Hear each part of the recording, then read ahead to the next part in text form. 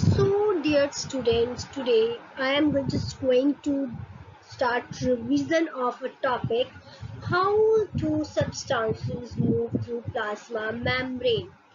Before start it, we should understand or again revise the structure of plasma membrane. Let's start.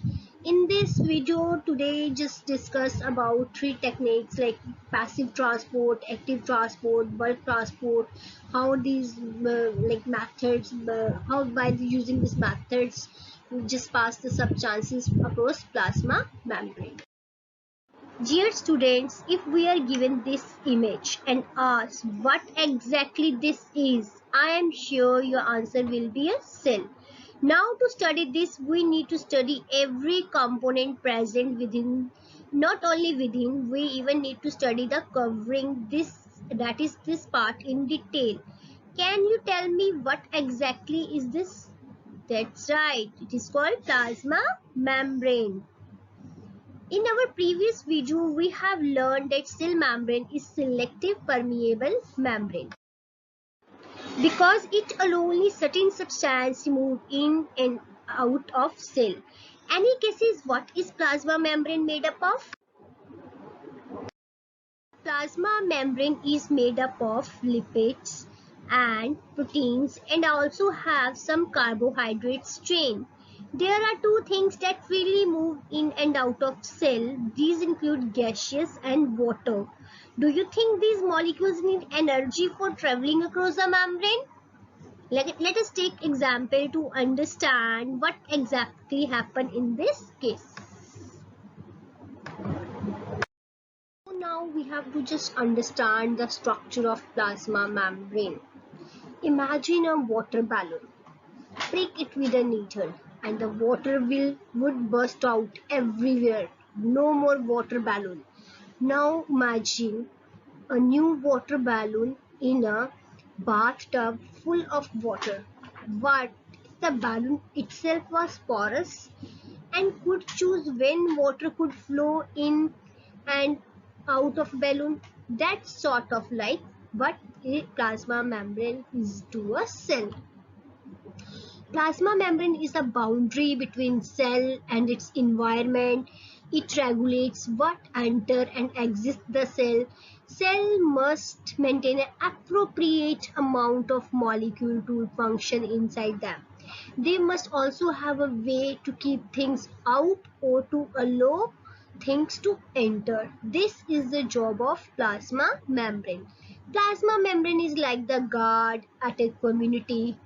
Guard must inspect those who enter and those who leave to make sure that only the people and the things needed in communities are there. So same way plasma membrane acts for a cell. Plasma membrane is composed of phospholipid layer. Now this, which is a two layer of phospholipids back to back, are lipids with a phosphate group attached to them. Phospholipid have one head, two tail. Head is polar and hydrophilic, water loving. Tails are non-polar, hydrophobic or water fearing. Since water is a key component of living organism both inside and outside of the cell, this causes the phospholipids to line up in two layers with the head pointing towards outward and the tail hidden in the middle. It is basically look like a phospholipid sandwich with heads forming the bread and the tails forming the whatever the material you add in the middle. So let's discuss the mechanism through which substances pass through a cell membrane, passive and active transport.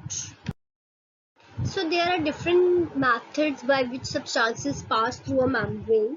Substances may pass across membrane without or with expenditure of energy. So there are two types of transport mechanism. One is passive, one is active. Now I just discussed the passive transport. It is the passage of substance across the membrane without expenditure of energy. Like no energy is involved. In this movement always take from high to low. Like there are three types of passive transport. One is diffusion, one is osmosis, one is facilitated diffusion. Dear students, last time I asked you some question when just I covered this topic in my video. My question was, if I just put a drop of perfume in one corner of room, why it smells spread in entire room? Why can you smell popcorn from another room? Why does food coloring mix by itself? And how does oxygen get into your blood? Answer of all these questions is only and only diffusion. So what is this diffusion? Process of movement of substance. It can be a solid, it can be a liquid, it can be a gas from the region of its higher concentration to a region of lower concentration. Higher concentration means there it is present in large amount, lower in small amount. Always move from high to low so as to spread uniformly in the given space. Here we will just discuss example of spread of dye in water. Molecules will spread off entirely and exchange of gases. Let's discuss. We know that what happens when a drop of ink is added to a glass of water. The single dark color ink drops spread when added to water and intense blue color fades slightly. If we see at molecular level, ink molecular which are compactly arranged in single drop get a chance of spread in a large area when added to a water. This is nothing but process of diffusion. As we know that this dispersal process does not require any energy. Molecule just try to move freely in the water. So here you can say how the molecule just try to move freely in the space available as a diffusion occur.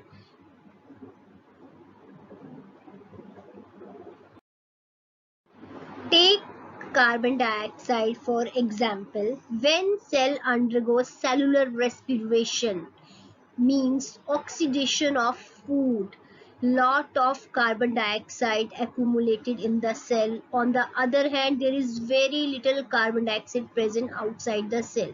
Hence carbon dioxide molecule move outside the cells. Now there is very little oxygen left after oxidation of food, or you can say after the cell respiration in a cell, cellular respiration, food is oxidized.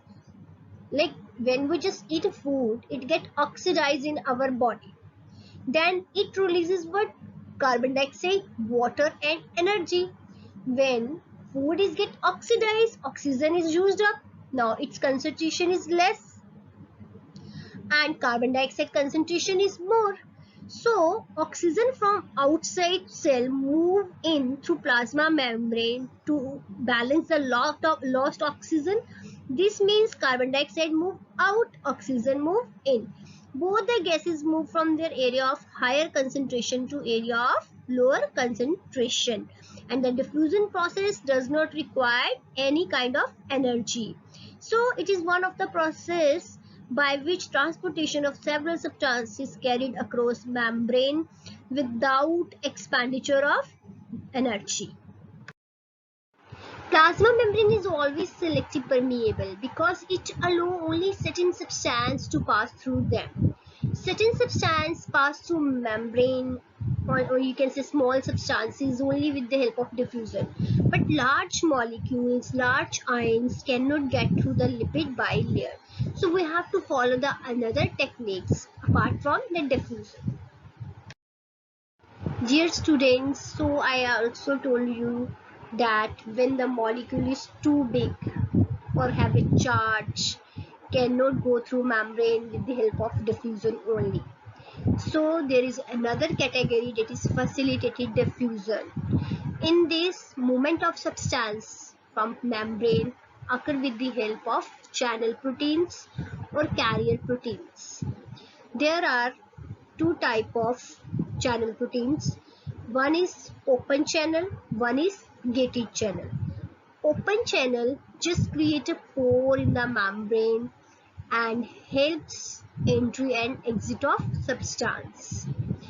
And gated channel just open and close the gate and regulate the movement of substances in and out of cell. Now, what is the role of these carrier proteins? Carrier proteins, they just change some, they are just also present in the cell membrane, do some conformational changes in the molecules, or you can say change the flexibility. Membrane is also flexible, they just change the conformation of molecule, or you can say, so that allow the molecules to pass from one side to another side. So to understand the concept of osmosis, first of all, I want to set in question, which we also covered in my last video. Why does fingers of your hand get shrink when you wash clothes for a long time? While cooking, when your mother adds salt to a vegetable, vegetables start releasing water. When you put raisins in water, why it swell up? To answer all these questions, you should know the concept of osmosis. Now, what is this osmosis? Osmosis is nothing. It is just a simple diffusion of water. Like water diffuses from a region of higher concentration to lower concentration. So, what is osmosis? The tendency of fluid, usually water, to pass through a membrane into solution where solvent concentration is lower and solute concentration is higher. You can say here sugar is solute, which is present, and water is the solvent. In one side, water is more, and water always move from high to low through a semi-permeable membrane. Semi-permeable because it allows only water molecule to pass through them.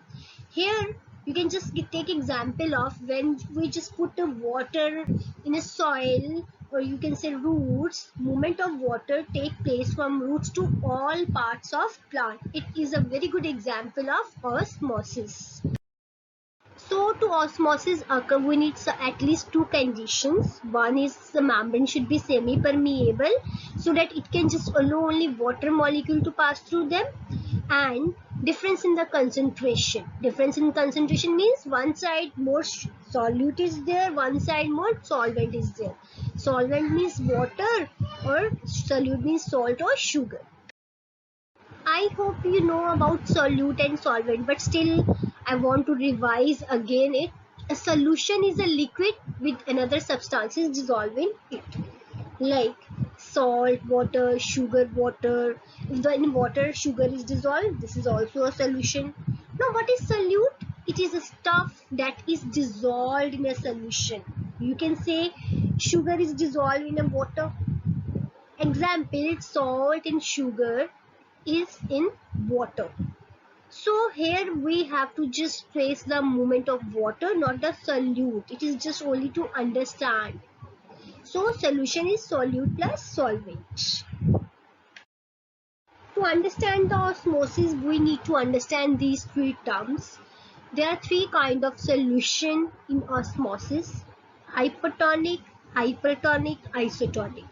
Hypertonic is a solution with higher concentration or more solute. You can say more sugar or salt is there as compared to water.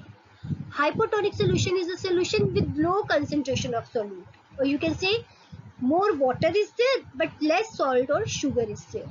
Isotonic solution having the same concentration, like both salt and water is present in the same amount. Solute and solvent is present in the same amount. That solution is called isotonic. So let's start discussion of hypotonic solution. Here you can see a solution, a beaker in which solution is present, that solution is hypotonic. Means concentration of solute outside cell is lower than inside cell. Means to say solute is concentration of solute outside the cell is low. Means to say more water is present in this beaker as compared to cell. So when we place cell in this beaker, now more water is in solution, or you can say beaker, and less water in cell. This causes movement from high to low. Water will spontaneously move from that beaker, or you can say solution, to cell. Now cell will gain water and cell will swell up in size. And this process is called endosmosis. Here we can just take example of raisins in water. Please watch my previous video. This is a revision video. That video I have just practically done that experiment. I just put raisins in water. Raisin is what? Cell, plant cell, and water is a hypotonic solution. More water is in beaker. When we just put raisins in water, then water will automatically move from high to low. Means that solution or beaker from beaker to that cell, then cell will gain water, and then you will see that raisin will swell up in size. Okay, now come to hypertonic solution. It is just reverse process. In this beaker contain less water, more solute, or you can say more salt or sugar. When we place cell to this solution, now more water is present in the cell, less water is present in the beaker, or you can say solution. Water will automatically move from high to low, from cell to solution, then cell will shrink in size.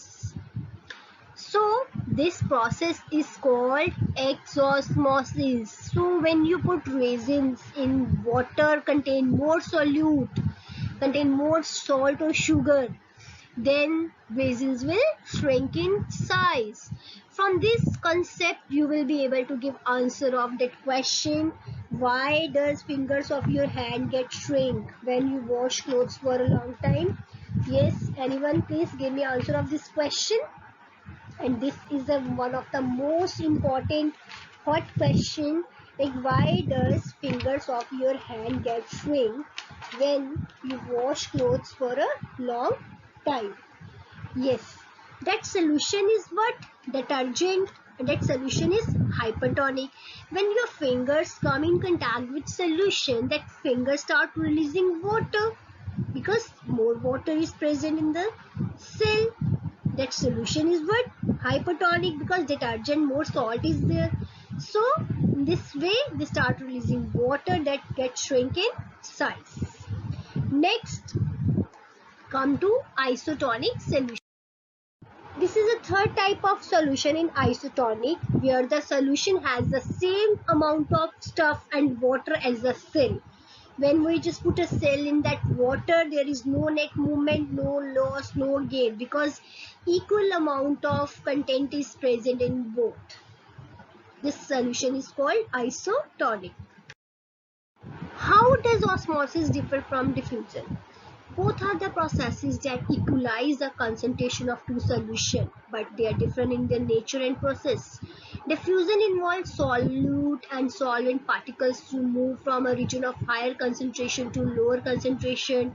Diffusion can occur in gaseous, solid, liquid, and no membrane is required. No semi-permeable membrane is required. But in case of osmosis, movement of only water molecule take place. So membrane should be semi-permeable so that it can just allow water molecule to pass through them. And it occur only in liquid medium. So related to the osmosis, there are very important questions. First question I already discussed with you. Why does the skin of your finger shrink when you wash clothes for a long time? Second question, a person take concentrated solution of salt After some time, he starts vomiting. What is the phenomenon responsible for such situation? And the third question, there are so many questions, but today I'm just going to discuss only 3 questions related to this topic. My third question is, if you are provided with some vegetable to cook, you generally add salt into vegetables during cooking. After adding salt, you will see that vegetables start releasing water. Now, what mechanism is responsible for this? Answer of this question is only and only osmosis. Now, what is the answer of my first question?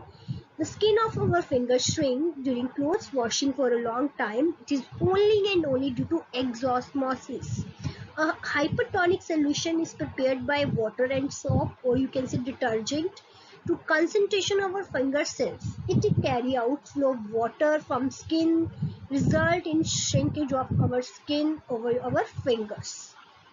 Now my second question, I want to just give answer of my second question. It is again due to exosmosis. It occur in the cells of alimentary canal by influence of concentrated salt solution of hypertonic solution. Then when we just take a more solution of salt, then we start vomiting because more solute is there. Then when just take a salt, more salt is there, that solution is hypertonic. Then it starts releasing water from our body. This process is called exosmosis. So next question, answer of next question is, why vegetables start releasing water after adding salt? Again, answer is due to exosmosis. Addition of salt make a solution hypertonic with respect to the concentration inside living cell of vegetable. Then vegetable, there is less water in that pan where vegetables are present and more water in vegetable. Then vegetable come, then that solution is hypertonic because it come in contact with that salt. Vegetable start releasing water, and this process is called exosmosis. Hope you are able to understand the concept of exosmosis.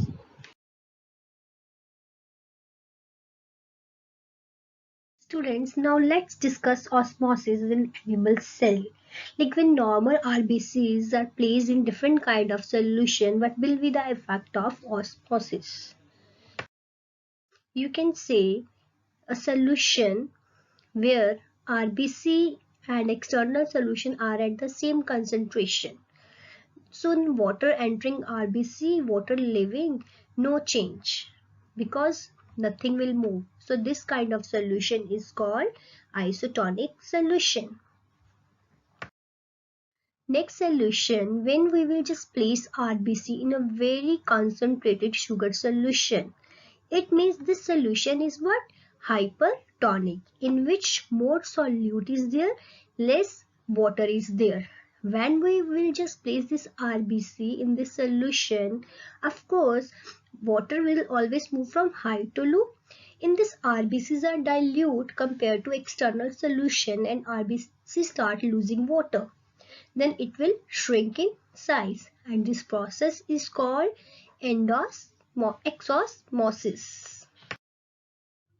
Now, when the RBCs are placed in dilute sugar solution, in which dilute sugar means more water is there, less sugar is there. So it means this solution is called hypotonic solution. Then RBC will take up water because more water is present in the solution, and osmosis is what? Movement of water from high to low. Then RBC start taking water, it will swell and finally burst. Why it will burst? Because no membrane, it only in case of animal cell, only cell membrane is there and not wall is present, so they will burst. Such process is called endosmosis. So in already we will discuss about effect of osmosis on a plant cell. When the solution is more dilute outside that cell, the solution is hypertonic. When the plant cell is placed in this kind of solution, the cell will gain water, it will swell up. When we will place cell in hypertonic solution, then cell will lose water and it will shrink in size. So this is about hypertonic and hypertonic. So here you can see the difference between effect of osmosis on plant cell and animal cell. Here you can see in plant cell, net diffusion of water into cell swell up becomes target, because this is a case of hypertonic solution in which more water is present in solution as compared to external environment. Then movement of water take place in the cell. Cell will gain water and swell up in size. Same process happen in animal cell, but in this the cell will also burst. Now come to isotonic solution. No net diffusion of water. Cell is normal in size in both case animal as well as in plant cell. Now come to next hypertonic solution in which more salt or sugar is present, or you can say more solute is there. In this case cell will lose water and it will shrink in size. In case of plant cell, net diffusion of water out of cell, so cytoplasm shrink from the cell wall and cell is plasmolysis. So this was all about hypertonic, isotonic.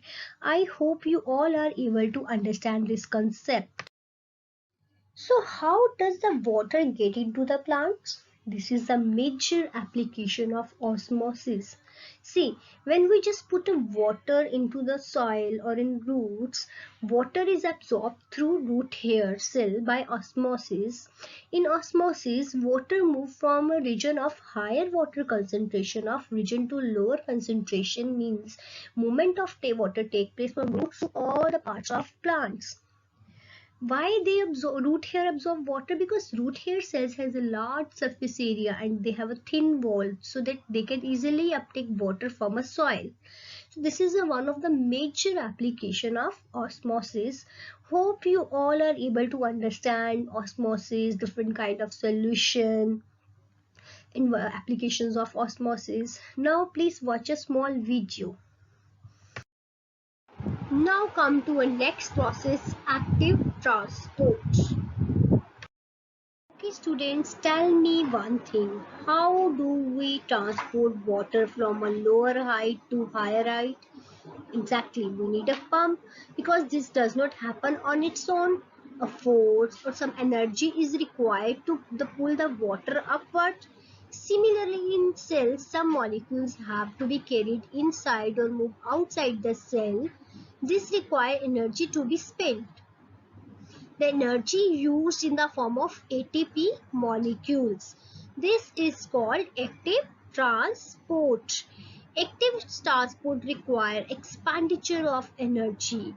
The transportation is carried out by protein molecule present on the cell membrane. On the other hand, diffusion does not require any kind of energy, hence that is a type of passive transport. So in active transport, movement of molecules across from a region of lower concentration to higher concentration. Riding a bicycle uphill is also one of the example of active transport. There are three types of active transport. We need a protein pump, endocytosis, exocytosis. These endocytosis, exocytosis come in the category of bulk transport. Here you can see in diagram a proteins, carrier proteins are used in the active transport. They pick up ions or molecules from near the cell membrane, carry them across the membrane and release them on the other side. And for whole this process they required energy in the form of ATP. This is called active transport, where movement take place from a low to high with expenditure of energy. Now come to bulk transport, when molecules are too large to move through a channel protein or by using a carrier protein. We use a vesicles to move the bulk molecule. It can be done by endocytosis, exocytosis. Endocytosis, movement of substances into the cell. Exocytosis, movement of material out of cell. Both require energy from the cell. So, bulk transport of substances accomplished by endocytosis, exocytosis. Endocytosis, movement of substances into cell. Exocytosis, movement of material out of cell. Endocytosis occur when plasma membrane envelops food particles, liquids. It is of further three types. Phagocytosis, cell take in a particular matter. Pinocytosis, cell take a particular fluid. Only fluid you can say. Receptor mediated endocytosis, specific molecules are taken in the cell after they bind to the receptor molecules.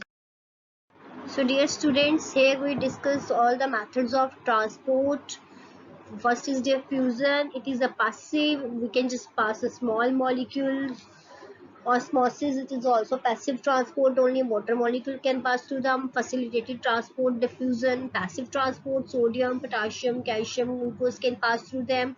Active transport is active, sodium, potassium, calcium, amino acid, lactose can pass through them. Phagocytosis, pinocytosis, receptor mediated endocytosis, all this come in the category of dead bulk transport. That all this is the active molecules, large molecule, whole cell, small molecule, macromolecule can pass through this process. So today we have just revised the topic of that passive transport, active transport, passive transport, movement of molecule from a region of higher concentration to lower concentration. It consists of three methods. One is diffusion, one is osmosis, one is facilitated diffusion without involvement of energy. Active transport, movement from region of lower concentration to higher concentration. It consists of protein pumps, endocytosis, exocytosis, and with involvement of energy. Dear students, here some links are given. You have to just click on these links to understand the concept. First link is regarding NCERT book. You first resource, primary sources. Again and again I am telling you, is NCERT book. Then the second and third and fourth is regarding all the videos which I have given to you, and this one is a revision video. Revision video I have made from these three videos. The next is a Diksha site and Khan Academy. You can just also go to these sites to understand the content.